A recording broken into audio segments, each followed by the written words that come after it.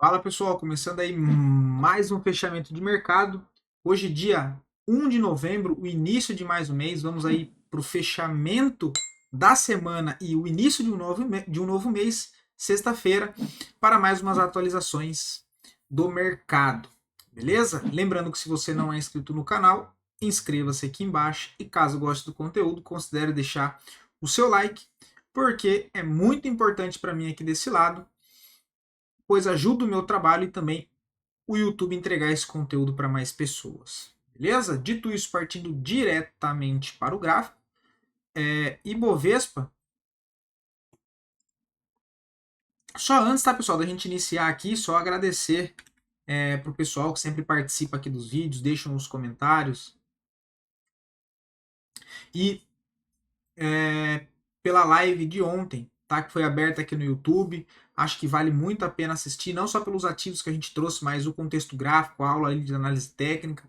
Agradecer quem compareceu lá e dizer que é muito importante que vocês apareçam quando assim tem ao vivo, porque eu sempre digo, é, também sempre aprendo com vocês e ontem tiveram aí bastante pedido de ativos muito interessantes graficamente, com contextos aí muito interessantes. Então, são ativos que, inclusive, eu nem acompanhava muito, mas por conta da live de ontem eu vou passar a acompanhar mais. Por isso que eu sempre digo que gosto, estou gostando, né, de fazer essas lives do fechamento mensal, porque acho que agrega não só para mim, né, não só para vocês, mas também para mim. Beleza? Então, muito obrigado pela participação até aqui. Fechamento do mês de novembro, a gente tá cedo ainda, né? Começando o mês agora, mas só para lembrar que vai rolar também o fechamento ao vivo do gráfico mensal de novembro no final desse mês, beleza? Muito obrigado, tá, pessoal?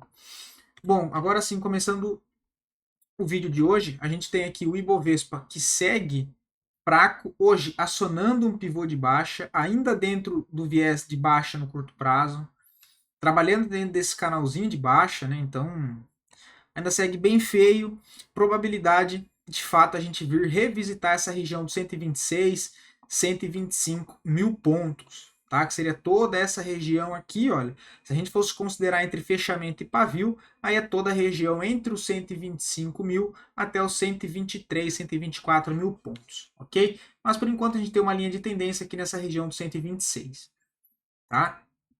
Uma queda mais forte hoje de 1,23, enquanto o dólar, a gente comentou ontem, mais uma pancada de alta para cima, então a gente tem dólar para cima, bolsa para baixo, uma alta de 1,37. O dólar que passou a negociar numa região de vazio gráfico, que eu alertei vocês desde quando ele acionou o pivô aqui, olha, do 5.730, passou a negociar numa região de vazio gráfico e a expectativa era que ele conseguisse se locomover um pouco mais rápido e fácil dentro desse espaço gráfico, dado que é uma zona vazio, e olhando para a esquerda a gente não tem nenhum ponto de resistência importante, a não ser a faixa lá dos 5.930, 5.940 novamente. Tá hoje uma puxadona do dólar, forte alta, cravou os alvos aqui de curto prazo que a gente trouxe, né, que era a região de 5.840, depois 5.890, ele cravou hoje lá o dólar de fato mirando os 5.940 e depois, quem sabe, a região dos 6 mil pontos, o que seria dólar a R$ 6. Que situação, hein, meus amigos? Partindo lá para fora agora, vamos dar uma olhada nas bolsas mundiais. S&P, uma leve alta até o momento, 0,40, mas muito feio, tá? Devolveu praticamente toda a alta do dia. Ainda segue o viés mais vendedor no curto prazo, zona de suporte é a região 5.660. O Dow Jones não, o índice da Nasdaq, uma alta de 0,89, mas também bem feio depois da queda de ontem, trabalhando já com viés negativo, ok? O Dow Jones eu acabei perdendo ele ontem aqui, não dá para adicionar mais, depois a gente dá uma olhada no outro lugar aqui, beleza? Ou seja, pessoal, o mercado lá fora feio, fechou a semana bem feio. A semana agora tem eleições nos Estados Unidos, então, de novo, relembrando, bastante atenção, semana que vem promete, enfim, acho que até o final do ano aqui vão ser aí 2 meses que deve trazer bastante volatilidade para os nossos mercados, tá? Então, bastante atenção, só lembrando que semana que vem temos aí eleições nos Estados Unidos e deve mexer bastante com os mercados. Deve não, né? Já começou a mexer, né? O Brent, pessoal, petróleo 0,90 de queda, nada demais, zona de suporte aos $70 e resistência aos 79. O minério de ferro ainda segue aqui travado, tentando recuperar o viés comprador no curto prazo, suporte aos $98, precisa romper os 104,70 para acionar um novo pivô de alta.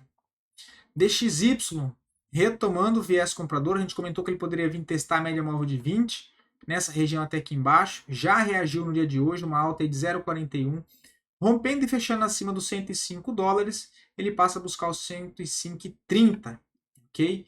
Cara, bem bonito também aqui o gráfico do DXY, tá? O back na média, pode até tirar esse aqui já. Esse aqui a gente pode só atualizar para cá. Deixa eu ajustar aqui.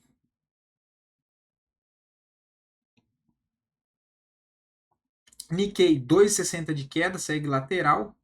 O DAX, hoje uma leve alta de 1%, também agora se embananou todo aqui, mas fez um pivô de baixa, já montando um cenário mais de congestão, né, com zona de resistência lá para a faixa dos 19.700 pontos e zona de suporte essa região dos 18.900.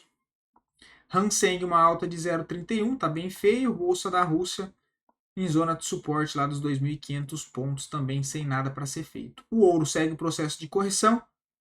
Tem uma zona de suporte importante nos 2.700, depois aqui 2.690, ou seja, essa região aqui dos 2.600. Tá? Zona de importante, zona de suporte. Lembrando que não dá para desconsiderar a possibilidade dele retornar para essa cabeça de pivô, olha, para testar também, que é a região dos 2.675. Tá? Mas por enquanto, vamos considerar só esse suporte prévio aqui, né? Se ele perder esse primeiro suporte dos 2.700, aí gera a possibilidade de uma correção um pouquinho mais para baixo, tá?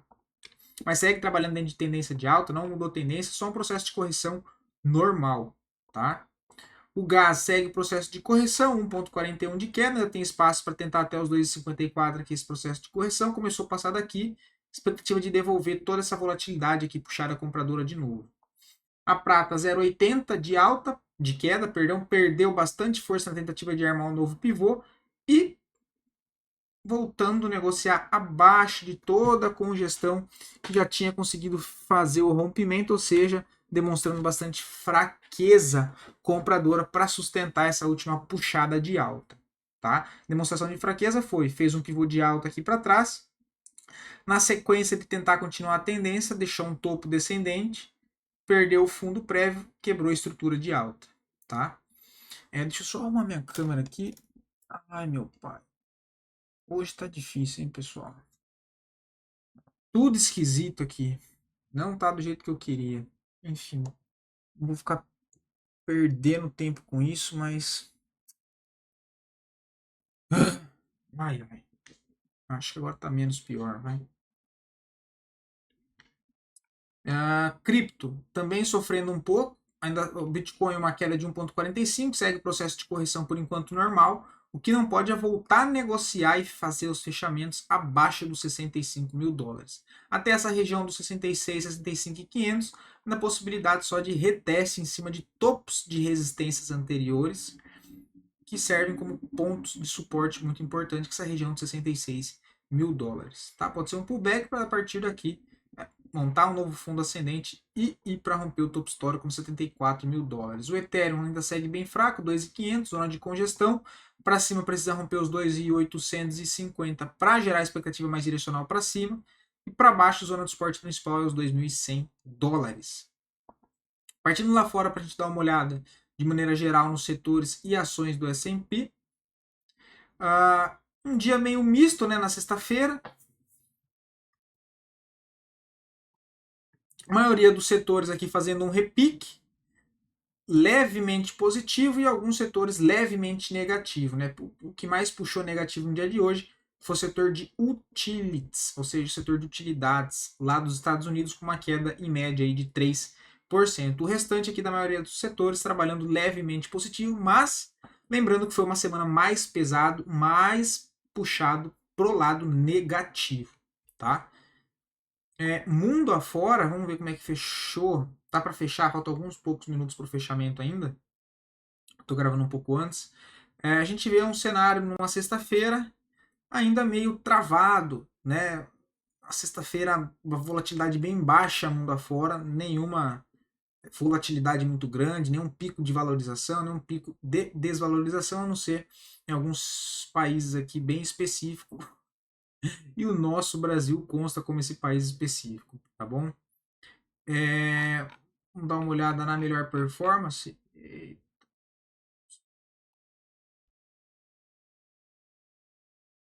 Deixa eu só dar uma olhada aqui no Dow Jones, que a gente não conseguiu ver aquela hora.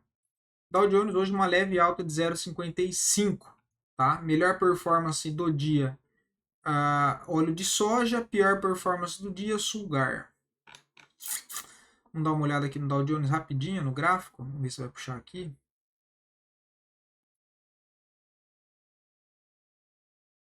Uma leve queda, né? A gente acompanhou. Por que eu não consigo dar zoom aqui?